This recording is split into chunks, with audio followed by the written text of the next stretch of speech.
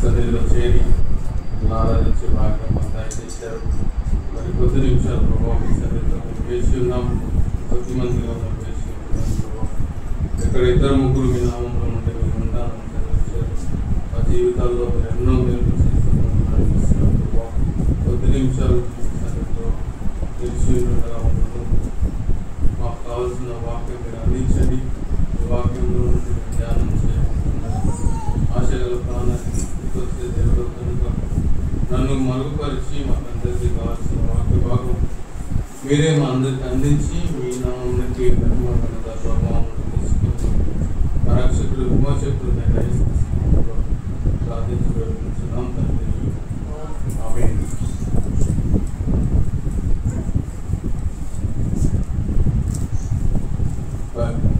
పరిశుద్ధ గ్రంథంలో నుండి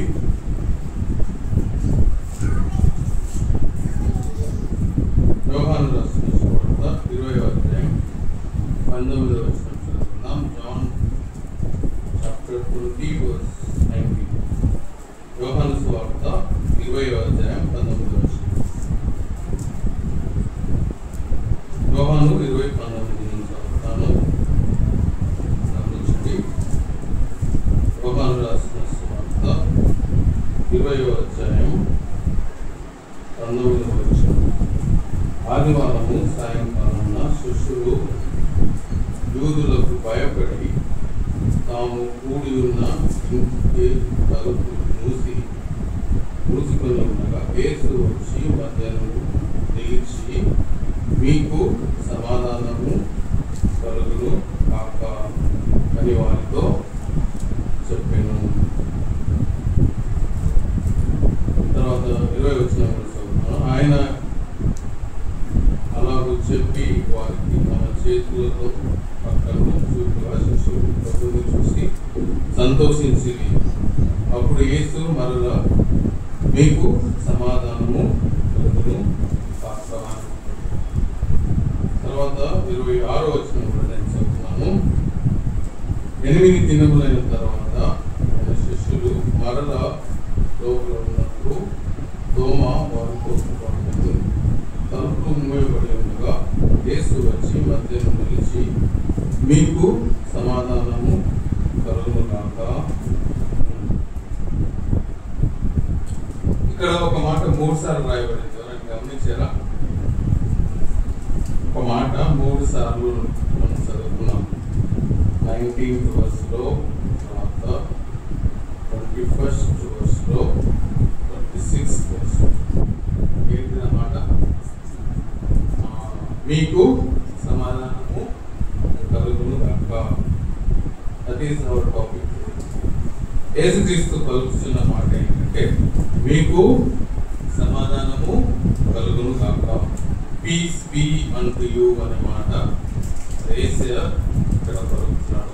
this is conversation with the disciples. శిష్యులతో యేసయ్య మీకు సమాధానం కలుగుతున్నారని మాట్లాడుతున్నాడు. సో దీని వెనుక ఉన్న సందర్భం ఏంటి? What does God mean? మరి వారికి నిజంగా సమాధానం కలిగిందా అనేది ఆలోచన చేయాలని, కొద్ది నిమిషాలు ధ్యానం చేయాలని మీ మధ్య నుంచి. ఇక్కడ మనం 19th verse మనం చూస్తే 20వ అధ్యాయం సందర్భం మనం గమనించినట్లయితే మరి యేసుక్రీస్తు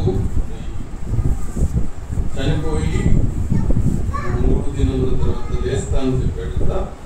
సో యేసుక్రీస్తు చనిపోయిన తర్వాత వీరందరూ భయపడినట్టుగా మనం చూస్తాం. ఆదివారం సాయంకాలం శిష్యులు యూదులకు భయపడి అనే మాట మనం చూస్తాం. యేసుక్రీస్తు చనిపోయాడు, వారి మధ్యలో ఇంకా లేడు. 3 సంవత్సరాలు వారి మధ్యలో ఉన్న యేసుక్రీస్తు మరి చనిపోయి తర్వాత మరి తిరిగి లెగవక ముందు మరి లెగ్గించాడు అని మీరు విన్నారు, కానీ యేసుని చూడలేదు. అయితే మీ హృదయాల్లో భయం ఉంది, భయం కలిగినారు, భయపడి ఉన్నట్టుగా మనం చూస్తున్నాం. భయపడి ఉన్న శిష్యులకు యేసుక్రీస్తు ప్రత్యక్షమై పలుకుతున్న మాట ఏంటంటే మీకు సమాధానము కలుగును కాక అనే మాట పలుకుతున్నాడు అనే మాట మనం చూస్తాం. నిజంగా మనం చూసినట్లయితే మనం భయము కలిగినప్పుడు, భయం కలిగినప్పుడు మనకు సమాధానం కలుగజేసేది మన ప్రభువైన శిష్యులు భయపడి ఉన్నారు, యూదులకు భయంతో ఉన్నారు, భయం కలిగి ఉన్నప్పుడు when Jesus came, యేసుక్రీస్తు వారికి ప్రత్యక్షపడినప్పుడు యేసయ్య పలికిన మాట, మీకు సమాధానము కలుగును. సో ఎక్కడైతే యేసుక్రీస్తు ఉంటాడో అక్కడ సమాధానం ఉంటుంది అన్నమాట మనం చూస్తాం. మనం 20th verse లో మనం చూస్తే యేసుక్రీస్తు ప్రత్యక్షమైన తర్వాత వారి శిష్యులు సంతోషించిరి అనే మాట మనం చూస్తున్నాం. వారి భయం అంతా పోయింది, యేసయ్యను చూడంగానే వారు సంతోషించినట్టుగా చూస్తున్నాం. మన జీవితంలో కూడా ఎప్పుడైనా మనకు భయం కలిగినప్పుడు మనం ఎక్కడికి రావాలి? యేసయ్య దగ్గరికి రావాలి. యేసయ్య మన మధ్యలో ఉన్నప్పుడు మనకు భయం ఉండదు, మనము సంతోషము కలిగి ఉంటాము అనే మాట మనం చూస్తాం. యేసుక్రీస్తు మనకు సమాధానము కలుగజేసే దేవుడు అనే మాట మనం చూస్తాం. అదే యోహాను సువార్తలో ఇంకొక సందర్భం మనం గమనిద్దాం.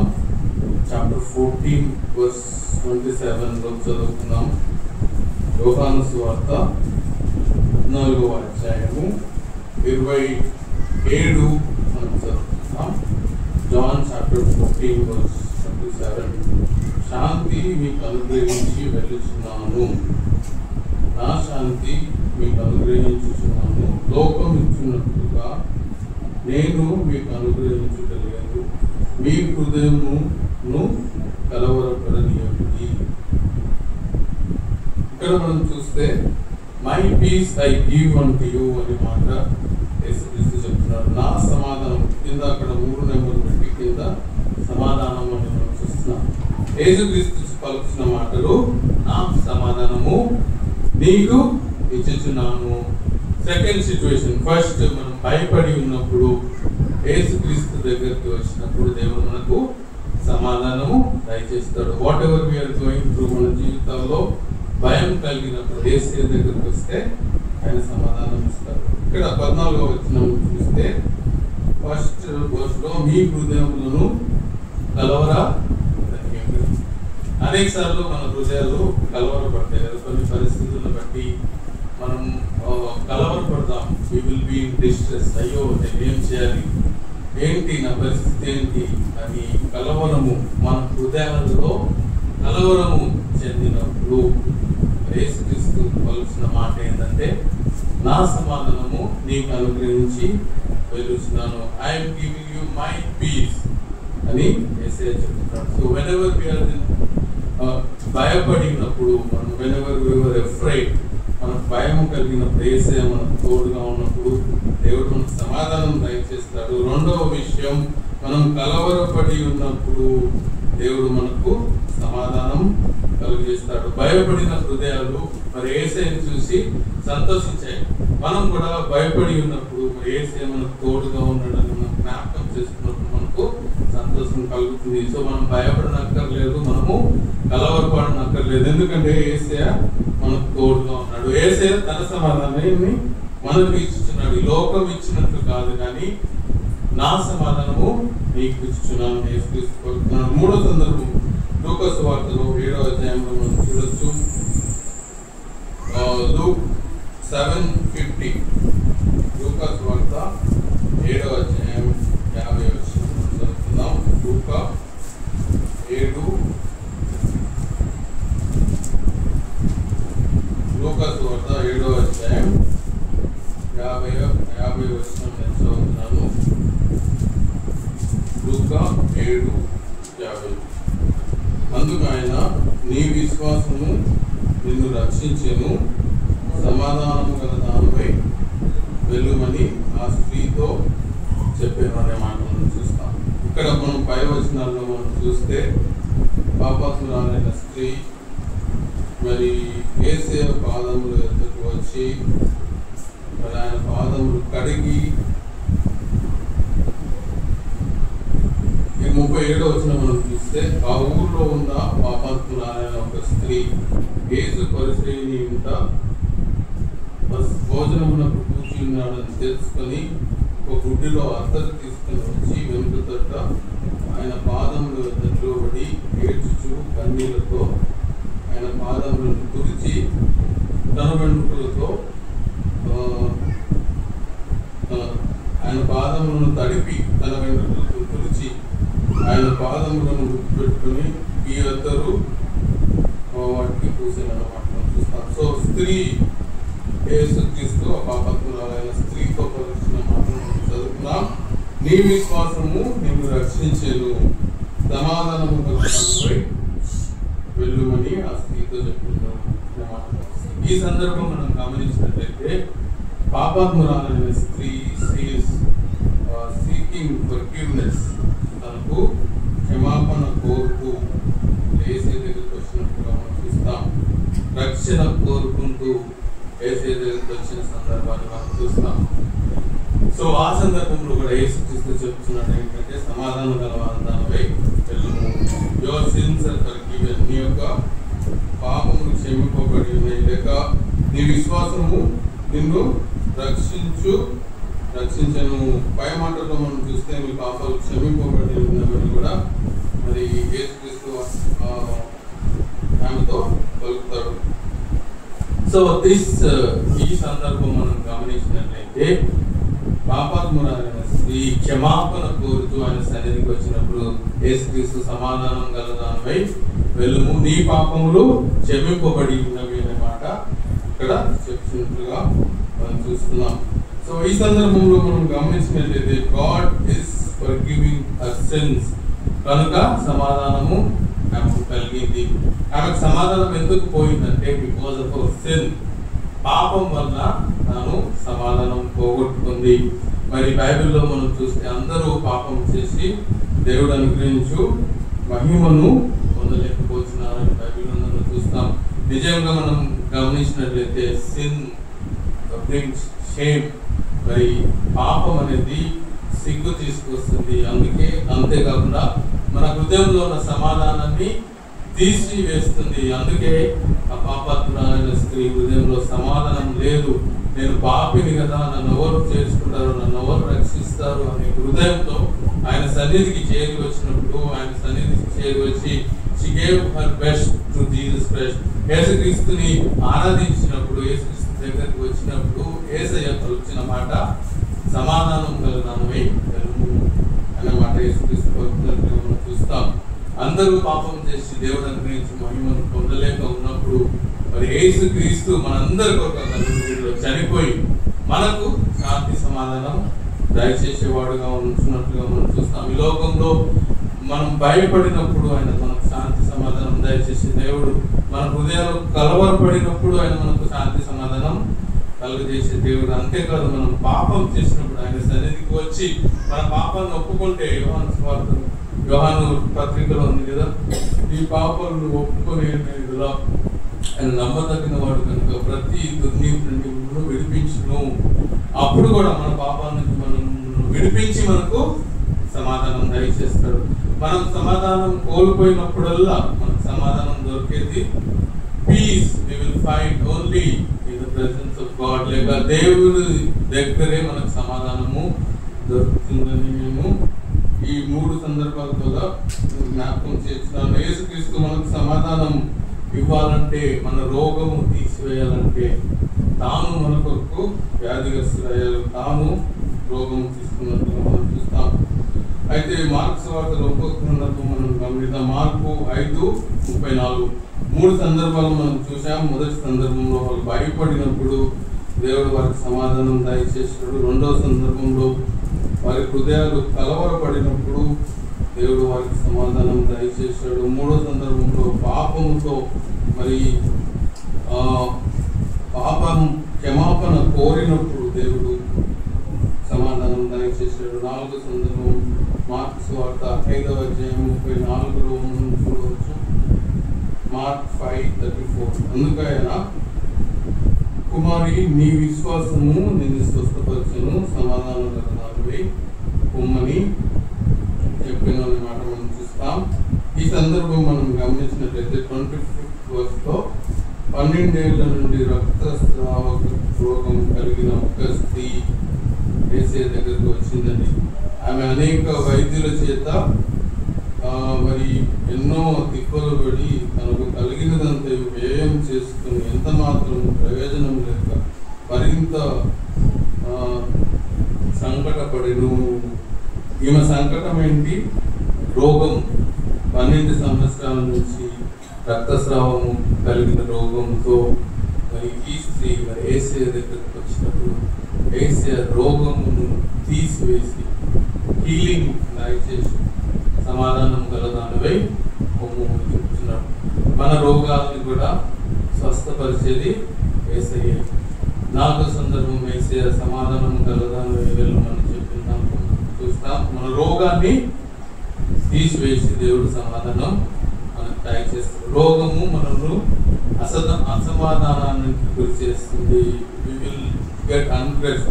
లేక రోగంతో బాధపడుతున్నప్పుడు సమాధానం లేని వారు యేసుక్రీస్తు స్వస్థపరిచే ఎక్కువ. అలాగే 12 ఏళ్ల రక్తస్రావం కలిసి ఎన్నో ప్రయత్నాలు చేసింది. కానీ యేసయ్య దగ్గరికి వచ్చినప్పుడు యేసయ్య స్వస్థపరిచి సమాధానం గలదానివై వెళ్ళుము అని కూర్చున్నాడు. సో 4 సందర్భాలు మనం చూసాం.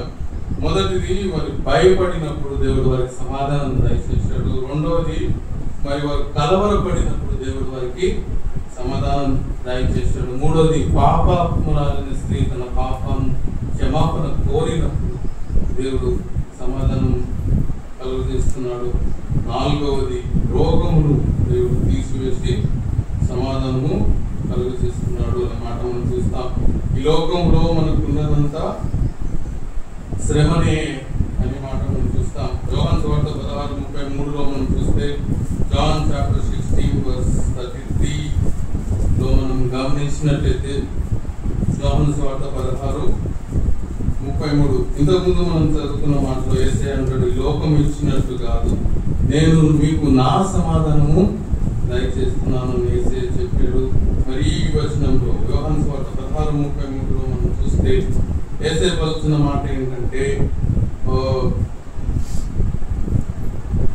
నా యందు మీకు సమాధానం కలుగునట్టు ఈ మాటలు మీకు చూపుతున్నాను. లోకంలో మీకు శ్రమ కలుగును, అయినను ధైర్యం తెచ్చుకున్నది, నేను లోకమును జయించి విన్నాను అనే మాట మనం చూస్తాం. లోకంలో మనకు శ్రమ, కానీ యేసయ్య నా యందు మీకు సమాధానము కలుగును అనే మాట మనం చూస్తున్నాం. ఈ లోకంలో మనకు శ్రమ ఉంది, కానీ మరి యేసుక్రీస్తులో మనకు సమాధానము కలుగుతుంది. మరి యేసుక్రీస్తు ఈ లోకంలో ఉన్నప్పుడు అనేక మంది ఆయనను వెంబడించి ఆ సమాధానాన్ని పొందుతున్నారు. ఈ లోకంలో మనం కూడా పాపంతో నిండిన మనము మన పాపంలో నశించి మరి పాపానికి రావాల్సిన శిక్ష అయిన మరణానికే పాత్రమైనట్టుగా యేసయ్యను మనం వేడుకొనినప్పుడు దేవుడు మనకు కూడా సమాధానము దయచేశాడు. ఈ లోకంలో ఉన్నదంతా శ్రమనే, కానీ యేసయ్యలో మనకు సమాధానం కలుగుతుంది అనే మాట మనం చూస్తున్నాం. మరి ఆ సమాధానం మనం పొందుకోవాలంటే మరి విశ్వాసంగా మరి యేసయ్యలోనే మనకు సమాధానము దొరుకుతుంది. యేసుక్రీస్తుని మరి దర్శించిన వారందరూ సమాధానం పొందుకొని వెళ్ళారు. విశ్వాసంతో ఎవరైతే యేసయ్య దగ్గరికి వచ్చారో వారందరూ కూడా సమాధానం పొందుకొని వెళ్ళారు. అయితే మనము ఈ లోకంలో మరి మనం అనేకమైన డిఫికల్ట్ పరిస్థితుల్లో వెళ్తున్నప్పుడు మనకు సమాధానం కావాలంటే మనం ఏం చేయాలి? ఫిలిప్పీయులకు రాసిన పత్రిక 4వ అధ్యాయం 6వ వచనం బాగా తెలిసిన వచనమే. ఫిలిపియన్స్ చాప్టర్ 4:6-7 చదువుతున్నాను. 6-7 వచనాలు. ఫిలిప్పీయులకు రాసిన పత్రిక 4వ అధ్యాయం 6-7 వచనాలు. దేనిని గురించి చింతింపకుడి, కానీ ప్రతి విషయంలో ప్రార్థన విజ్ఞాపనల చేత కృతజ్ఞతాపూర్వకంగా మీ విన్నపములను దేవునికి తెలియజేయండి. అప్పుడు సమస్త జ్ఞానమునకు మించిన దేవుని సమాధానము యేసుక్రీస్తు వలన మీ హృదయములకును మీ తలంపులకును కావలి ఉండును. మరి సమస్త జ్ఞానమునకు మించిన దేవుని సమాధానము మన హృదయాల్లో మన తలంపులలో మనకు కావలి ఉండాలంటే మనం ఏం చేయాలి? దేని గురించి చింతింపకుడి, కానీ ప్రతి విషయం మనం ప్రేయర్ చేసినప్పుడు ప్రార్థన విజ్ఞాపనములతో ఆయన సన్నిధికి మనం చేరి వచ్చినప్పుడు సమస్త జ్ఞానమునకు మించిన దేవుని సమాధానము మీ హృదయమునకు కావలి అనే మాట మనం చూస్తాం. నిజమేంటి? మనకు సమాధానం కావాలంటే ఆయన సన్నిధిలో మనం వేడుకోవాలి. యేసయ్యా, ఈ పరిస్థితి గుండా నేను వెళ్ళుచున్నాను, నాకు సమాధానం దయచేయ, ఈ పరిస్థితిలో నేను ఏం చేయాలని ఆయన సన్నిధిలో మనం మొరకు పెట్టుకున్నప్పుడు, వాట్ ఎవర్ బి యువర్ సమస్య, మీరు ఎటువంటి సంకటంలో నుండి వెళ్ళుచున్నావు కానీ, మరి 12 ఏళ్ల నుంచి రక్తస్రావం గల స్త్రీ సంకటపడి అనే మాట మనం చూస్తాం. ఆమె సంకటంలో నుండి దేవుడు మరి ఆమెను విడిపించాడు, సమాధానం దయచేశాడు. మనం కూడా మన సంకటంలో మనం ఆయన సన్నిధికి చేరి వచ్చినప్పుడు ఆయన మనల్ని విడిపించే దేవుడు, మనకు శాంతి సమాధానం దయచేసే దేవుడు మనం చూస్తాం. ఒక గోల్డెన్ వర్స్ ఉందని యెషయా గ్రంథంలో 26వ అధ్యాయం 3-4 వచనాలు మనం చూసినప్పుడు, మనకు ఆయన సమాధానం పొందుకోవాలంటే మనం ఏం చేయాలి? ఐజియా చాప్టర్ 26:3, యెషయా గ్రంథం 26వ అధ్యాయం 3వ వచనం మనకు బాగా తెలిసిన వచనాలే. యెషయా 26:3, ఎవరి మనసు నీ మీద ఆనుకొనినో వానిని నీవు పూర్ణ శాంతి గలవానిగా కాపాడుతూ, ఏలైనగా అతను నీ యందు విశ్వాసం ఉంచి ఉన్నాడు. పూర్ణ శాంతి మనం కావాలంటే మన మనసు ఎవరి మీద ఆనుకోవాలి? మన మనసు దేవుని మీద ఆనుకోవాలి. ఎవరు మనసు ఆనుకున్నావు నీ మీద, వానిని నువ్వు పూర్ణ శాంతి గలవానిగా చేస్తాడు. If you want peace in your life, మీకు శాంతి కావాలంటే, సమాధానం కావాలంటే యేసుక్రీస్తుని ఆనుకోవాలి. You should lean on him. ఎవరి మనస్సు, మన మనసు ఎవరి మీద ఆనుకోవాలంట? యెహోవా దేవుని మీద మన మనసు ఆనుకున్నప్పుడు మనము పూర్ణ శాంతి గలవానిగా దేవుడు తీస్తాడు. మన భారము మోసే దేవుడు ఆయనే అని మనం కీర్తన గ్రంథంలో మనం చూసినప్పుడు అది చూడొచ్చు. మన భారము కీర్తన 55:22లో మనం చూస్తే, నీ భారము యెహోవా మీద మోపును, ఆయనే నిన్ను ఆదుకును. సో మన భారము, మన చింత యావత్తు ఆయన మీద వేసినప్పుడు ఆయనే మనల్ని ఆదుకునే దేవుడు, ఆయనే మనల్ని నడిపించే దేవుడు. మరి నిర్గమకాండంలో చూస్తే, సమాధానం కలవాలను నేను మీకు నా సన్నిధి నీతో కూడా వచ్చును అనే మాట మనం చూస్తా ఉంటే, నిర్గమకాండం 33:14లో my presence will go with thee, I will give you rest నా అని మరి యేసుక్రీస్తు లేక యెహోవా దేవుడు ఇశ్రాయేలులకు వాగ్దానం చేస్తున్నాడు. సో మనకు సమాధానం, రెస్ట్, పీస్ ఇవన్నీ కావాలంటే అవన్నీ మనకు దయచేసేది మన ప్రభువైన యేసుక్రీస్తే అండి. ఆయన దగ్గరే మనకు సమాధానం, శాంతి, పూర్ణ శాంతి కావాలంటే యేసుక్రీస్తు దగ్గరే మనకు దొరుకుతుంది. అక్కడెక్కడ మనం అనేక సార్లు అక్కడికి పరిగెత్తాం, కానీ మనకు శాంతి, సమాధానం దయచేసేది ఆయన పాదాల దగ్గరని మనం చూస్తున్నాం. ఈరోజు మన పాపాలను క్షమించడానికి యేసుక్రీస్తు ప్రభువు మనకు శాంతి సమాధానం దయచేయాలని తాను ఆ కల్వరిగిరిలో సమాధానాన్ని కోల్పోయాడు. ఆ కల్వరిగిరిలో మన కొరకు వ్యసనక్రాంతుడుగా అయ్యాడు, వ్యాధిగ్రస్తుడుగా అయ్యాడు. అవన్నీ కూడా తన మీద వేసుకొని is calling us today, I will give you peace, come to me అని. కానీ ఈ రోజు చూస్తే అనేక మంది అనేక చోట్ల జరుగుతున్నారు శాంతి సమాధానం కదా. యేసే దగ్గర శాంతి సమాధానం ఉంది. ప్రయాసపడి భారం వహించిన సమస్త జనులారా నా యొద్దకు రండి, నేను మీకు విశ్రాంతి కలుగజేస్తాను. ఒకసారి నుంచి యేసే మనల్ని పిలుస్తా ఉంటే అనేక సార్లు విశ్వాసంగా మనం కూడా we go to different places, different వేరే వేరే వాటిని ఆశ్రయిస్తున్నాం, కానీ ఎక్కువ దేవుని మనం ఆశ్రయించట్లేదు. ఆయన సన్నిధిలో మోకరించి, యేసయ్యా నాకు ఈ సమస్య ఉంది, నన్ను నడిపించేయా, యేసయ్యా please lead me and guide me అని ఆయనను వేడుకున్నప్పుడు ఆయన మనకు సమాధానం దయచేస్తాడు. ఆ సమాధానం ఇవ్వడానికే only to give us peace Yesukristu ప్రభువు కల్వరిగిరిలో మన కొరకు మౌనంగా ఉన్నాడు. He took the punishment of our sin. మన పాపం వల్ల వచ్చే అన్రెస్ట్ లేక నరకాన్ని తన మీద వేసుకొని మనందరికి సమాధానం దయచేయాలని, మనందరికి రక్షణ దయచేయాలని ఆయన ఎదురు చూస్తూ మన కొరకు ఉన్నప్పుడు అందరినీ మనం ఆయన సన్నిధికి తీసుకొని వచ్చే వారంగా ఉండాలి. శాంతి సమాధానం లేని వారిని మనం దేవుని సన్నిధికి తీసుకొచ్చినప్పుడు వారు శాంతి సమాధానం పొందగలుగుతారు. మనం కూడా ఒకవేళ శాంతి సమాధానం లేక మరి కలవరంతో మన కుటుంబ బాధ్యతల్లోనేమి, మరి ఉద్యోగ బాధ్యతలలోనేమి, whatever situation we are going through, శాంతి సమాధానం యేసుక్రీస్తు దగ్గర మనకు దొరుకుతుంది అని ఈరోజు మనం జ్ఞాపకం చేయబడుతున్నాం. అటువంటి శాంతి సమాధానాలను మనం వెతుకుచు మరి అటువంటి గొప్ప దేవుడు మనకు ఉన్నాడని నిరీక్షణ, ఆ యొక్క ధైర్యం కలిగి ఈ లోకంలో సాగడానికి దేవుడు మనకు సహాయము చేయడానికి ప్రార్థన చేస్తున్నాం. సర్వాధికారి సర్వోన్నతులంటే మాట్లాడుతుందేవా, my peace I give to you, నా సమాధానం మీకు ఇస్తున్నాను, లోకం ఇచ్చినట్టు కాదని మీరు వాక్యంలో మాకు సెలవిచ్చారు. సన్నిధిలో సమాధానం కలిగి ప్రయాసపడి భారం వచ్చిన సమస్తమైన వాళ్ళ నాయకుడు నేను మీకు సమాధానం విశ్రాంతి దర్శిస్తాను మీకు సెలవిచ్చారు ప్రభావ. ఈ లోకంలో మరి మా జీవితాల్లో ఎక్కడైనా అన్రెస్ట్ లేక సమాధానం లేని పరిస్థితి, కలవర పరిస్థితి ఉంటే వాటన్నిటిలో నుండి మమ్మల్ని విడిపించే దేవుడు, మమ్మల్ని విడిపించావు ప్రభావ. మా కొరకు చనిపోయి మంచి పెట్టుబడి తిరిగి లేచి మాకు సమాధానం ఇవ్వడానికి మీరు మమ్మల్ని పిలుస్తున్నారు.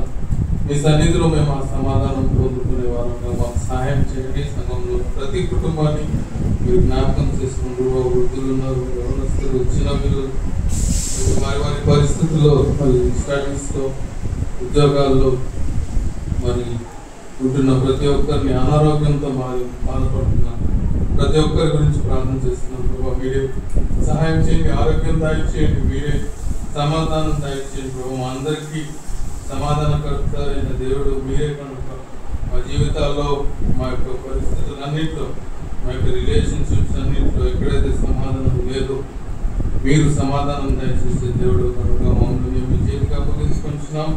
మరి ఇంకా మరి సాయంత్రం జరిగే మీటింగ్లో సాయం చేయండి. అలాగే నెక్స్ట్ సండే మరి జరిగే మీటింగ్లో కూడా మీరు నడిపించండి. మరి మీకు ప్రార్థన చేస్తున్నాం, ఆరోగ్యం దయచేయండి, బలపరచండి. మరి మేము తిరిగి కలుసుకొని పర్యంతరం మీ యొక్క సమాధానం, మీ యొక్క శాంతి